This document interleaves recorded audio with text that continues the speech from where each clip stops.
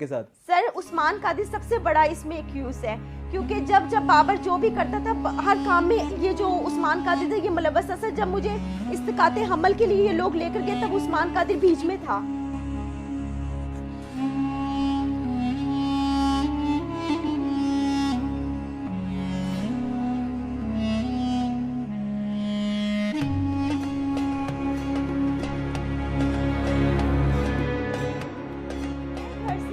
जब 14-15 साल की थी तो मैं तो यही सोच कर गई थी कि मैं इस बंदे से सुबह कोर्ट मैरिज करूंगी, क्योंकि इस बंदे ने मुझे यही कहा था 3 दिन 4 दिन जब मैं उसके रहमो करम पे बैठी हुई थी, वो अब मेरा रेप करे, चाहे उसको आप जो मर्जी कह लें। तो सर मैंने तो वहां पर ही रहना था, मेरे पास कौन सा दूसरा बेबसी के अलावा दूसरा कोई रास्ता था। सर करोड़ों में आप कह सकते हैं, क्योंकि जब इसको क्रिकेट की किट की जरूरत होनी, इसके सर 20-20 30-30 हज़ार रुपए के शूज तक मैं परचेज करके देती थी, इसकी बैट, इसकी किट्स, इसके घर का खाना पीना, ये वो सब कुछ सर ईच एंड एवरीथिंग मैं प्रोवाइड करती थी। इसके भाई, इसके फादर सब मुझसे सर पैसे लेते थे।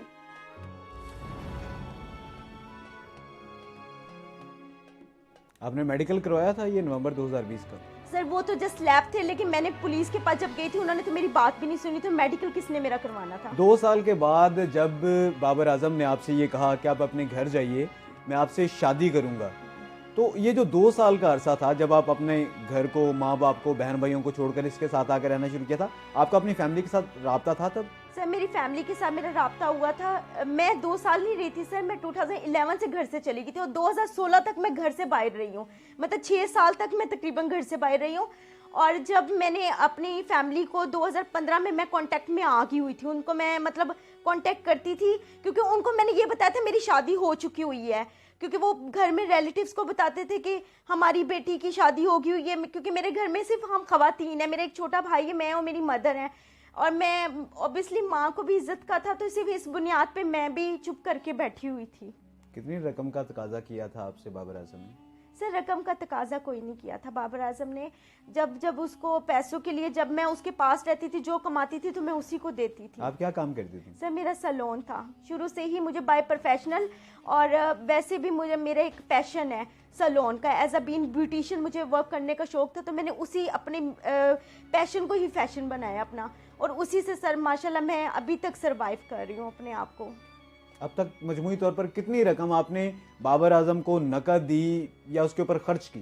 Sir so much. जब इसको क्रिकेट किट की जरूरत होती थी, सर करोड़ों में आप कह सकते हैं, क्योंकि जब इसको क्रिकेट की किट की जरूरत होनी, इसके सर 20-20 30-30 हज़ार रुपए के शूज तक मैं परचेज करके देती थी, इसकी बैट, इसकी किट्स, इसके घर का खाना पीना, ये वो सब कुछ सर ईच एंड एवरीथिंग मैं प्रोवाइड करती थी। इसके भाई, इसके फादर सब मुझसे सर पैसे लेते थे, सब मुझसे पैसे लेते थे। लास्ट टाइम बाबर आजम ने 12 लाख रुपया मुझसे लिया था 2018 में, जिसकी मैंने पुलिस कंप्लेन की थी, और उसको मैंने प्रूफ भी किया था कि बाबर आजम मुझसे 12 लाख रुपए लेकर गया हुआ है।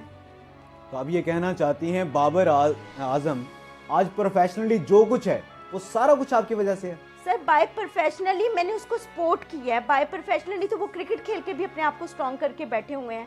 मैं ये बात नहीं करती, मैं उन्हें ये कह सकती हूँ कि उनको यहाँ तक पहुँचाने में मैंने बाय मेंटली तौर पे भी अपने आप को टॉर्चर कर करके इस बंदे को फिजिकली, जिस तरह भी इस बंदे ने मतलब फ़ायदा उठाना था, ये दोनों साइडों से मुझे इस्तेमाल करता रहा है। अब आपकी फैमिली आपके साथ है, आपको सपोर्ट करती है या नहीं करती? सर मेरी फैमिली मुझे सपोर्ट करती है। 18 में भी उन्होंने ही मेरे साथ जाके पुलिस कंप्लेन की थी, जिसकी बिहाफ पर ये सुलहनामा हुआ था कि जी हमारी शादी होगी। तो ऑब्वियसली मेरी मदर भी चुप हो गई थी कि बेटी की इज्जत अगर अंदर ही 4 दीवारी में छुप रही है तो ज़्यादा बेहतर है। लेकिन आज सर खुलेआम आने की सिर्फ वजह ये है कि हमारे, आपको पता है यहाँ का सिस्टम क्या है पुलिस का। अब 2 साल बाद ये बंदा अगर मेरी कहीं 2 महीने बाद या 2 साल बाद मेरी पिक्चर्स वायरल करता तो मेरी घर वालों की क्या इज्जत रहनी थी। मैं तो इस बंदे के आगे हाथ तक जोड़े कि मेरी माँ मर जाएगी, आप मेरी पिक्चर्स वायरल ना करो।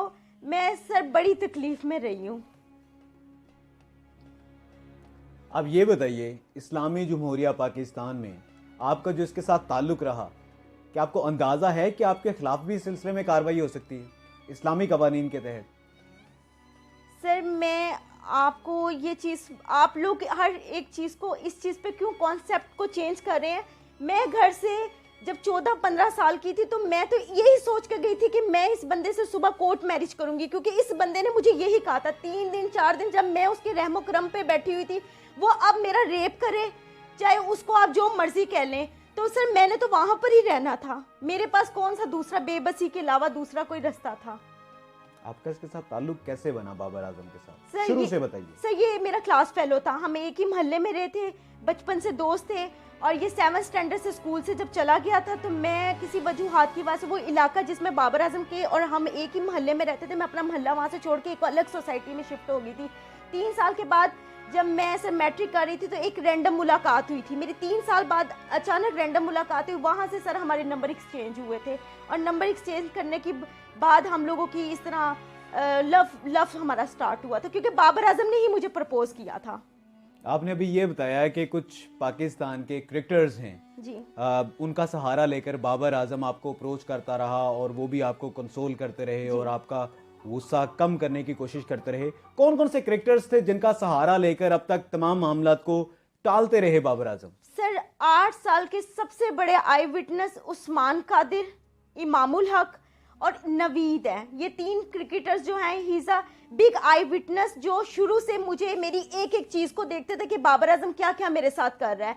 और जब ये मैंने 2018 के बाद पुलिस कंप्लेन की, 2020 में जब मैं पुलिस कंप्लेन गई तो सर बिलावल भट्टी का इन्होंने सहारा लिया था।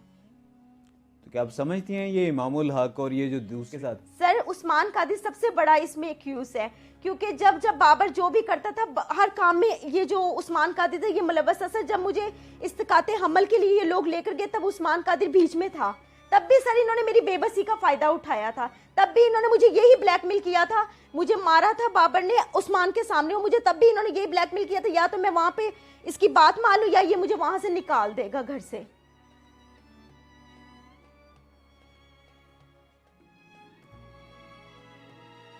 अब आप चाहती क्या हैं? सर बाबर आजम ने जो ज्यादती की है उसकी उसको सजा मिले। मैं पिछले 1.5 महीने से सर बड़ी तकलीफ काट रही, मेरे घर वाले भी परेशान हैं, पुलिस भी सर साथ नहीं दे रही। जो बंदा मुझे इन्वेस्टिगेशन के लिए बुलाता है वो मेरी बात सुनता है, उनको पता चल जाता है, मैं सारे प्रूफ्स रखती हूँ। जब उन्हें इल्म होता है कि मैं राइट पे खड़ी हूँ तो वो फिर बाबर आजम की साइड पे बात करते हैं। हर बंदा बाबर आजम को बचाने की कोशिश कर रहा है और मुझे सर थ्रेट कर रहा है। अगर बाबर आजम आपसे शादी के लिए मान जाता है तो क्या आप तमाम केसेस वापस ले लेंगी? जो अब तक जितनी आपकी बेइज्जती हुई, जितना आपको उसने तशद्दुद का निशाना बनाया, आपसे माली तौर पर भी उसने फ़ायदा लिया, कि आप सारा कुछ भूल जाएंगी अगर वो आपको शादी की पेशकश करता है तो? नहीं सर अब नहीं, क्योंकि मैंने 2018 में सुलह सिर्फ इस बुनियाद पे की थी। एक इंसान मेरे ख्याल में इस तरह का बंदा किसी के एतमाद के काबिल नहीं है। ये मैं अब शादी नहीं बाबर आजम से कभी भी कर सकती। अच्छा, आप ये सारा कुछ बता रही हैं, ये तमाम तर फिलहाल तो हम कहेंगे ये इल्ज़ामात हैं, आपके पास इस सिलसिले में क्या प्रूफ हैं? वो क्या ऑडियो रिकॉर्डिंग्स हैं, वो क्या तस्वीर हैं जो कि ये साबित करेंगी कि बाबर आजम इस तमाम तर मामले में इन्वॉल्व रहा है?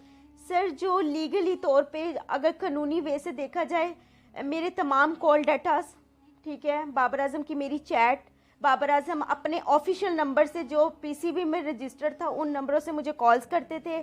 क्योंकि 20 नवंबर को जब इनको इल्म था कि मैंने इनके खिलाफ जाना था, इन्होंने मेरा मोबाइल मुझसे लेके चले गए थे। मैंने एफआईए में अपनी जब उनको ये केस के मुतल्लिक बताया तो उस मेरी किस्मत थी कि चूंकि टेक्नोलॉजी का दौर था, सारे हर दुनिया का बंदा सवाल करता कि मेरे पास सबूत क्या है।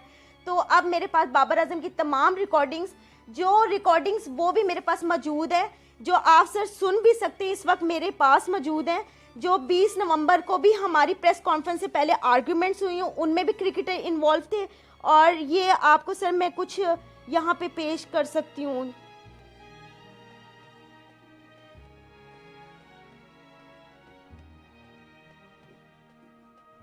Excuse me.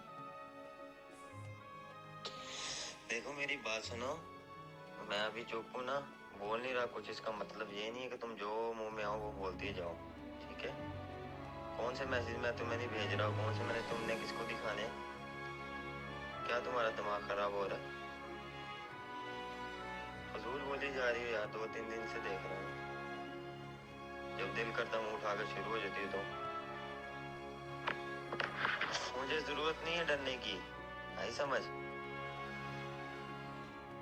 सर इस तरह की बेशुमार मेरे पास इसमें कोई तमाम- थ्रेट्स नहीं है, ये जो आपने दो सर, ऑडियो ये- सुनाई इनमें कोई थ्रेट नहीं है, इसमें कहीं से ये साबित नहीं होता कि उसने आपका फायदा उठाया, इसमें कहीं पर ये साबित नहीं होता वो आपको धमकाता रहा, इनमें कोई भी एक्स्ट्राऑर्डिनरी चीज नहीं है सर ये जो इससे आपने। ये तो साबित होता है कि बाबर आजम से मेरा ताल्लुक था, ये तो मैं साबित कर चुकी हूँ, क्योंकि ये बाबर आजम के जो लोग चाहने वाले हैं उनको पता चल चुका होगा क्योंकि जब मैं पिक्चर्स बाहर निकालती हूँ, चैट्स बाहर निकालती हूँ, मेरे पास तमाम वो मैसेजेस मौजूद हैं जिसमें बाबर आजम मुझे मेरी ही पिक्चर से लिख के नीचे हंसता था, मुझे मेरी पिक्चर्स मुझे पेश करता था मेरे आगे कि अब मैं तुम्हारे पोस्टर लगाऊंगा। मैं इस तरह अपनी इज्जत का तमाशा नहीं बना सकती, आप देख सकते हैं।